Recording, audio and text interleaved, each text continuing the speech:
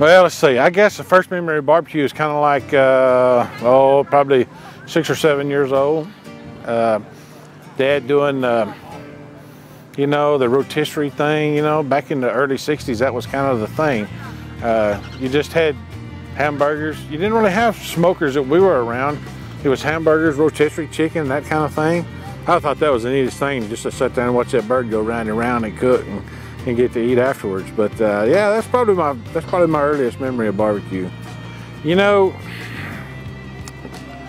first barbecue pit that we actually owned was one that we built in my driveway. My brother-in-law and I had an idea just to build one, just to mess around with, you know, to have some fun with. And actually, we bought the raw materials out there. We bought an old boat trailer and cut it up for the trailer, and bought a single round pipe, cut it up, built the smoker out of that, and used it for years.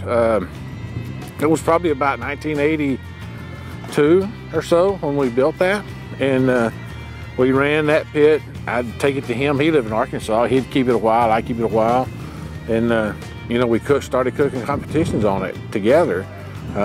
So the long story short was that, you know, we cooked together, so we had to turn in off the same pit.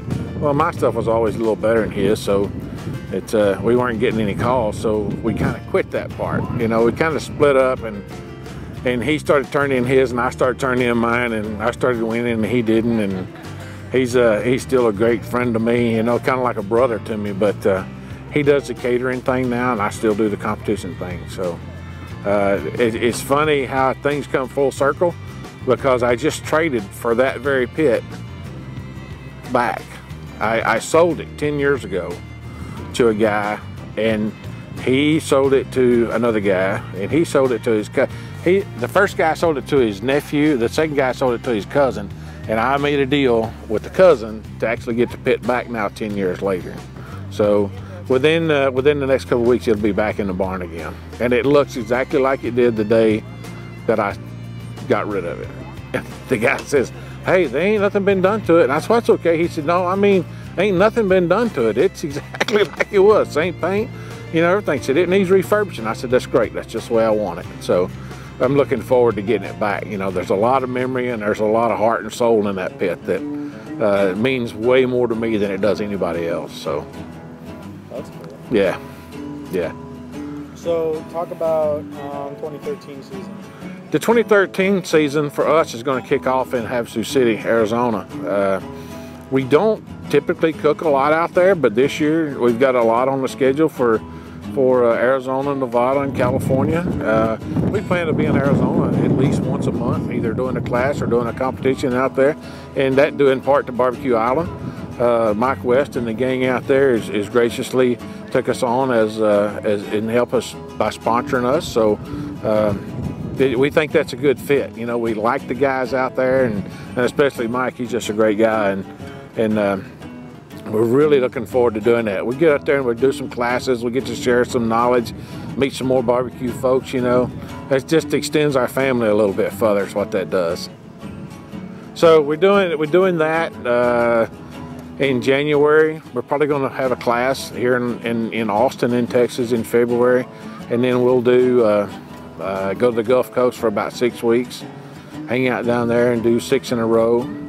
After we finish that, go to Augusta, Georgia for the Masters. We do a catering there for Stanley DeWalt Tools every year. So after that, it's just kind of wherever that schedule runs, that's where we're going to be. So Oklahoma, going west, going east, we'll be everywhere. The pit we're going to be running this year is an R&O pit out at Rio Vista, Texas.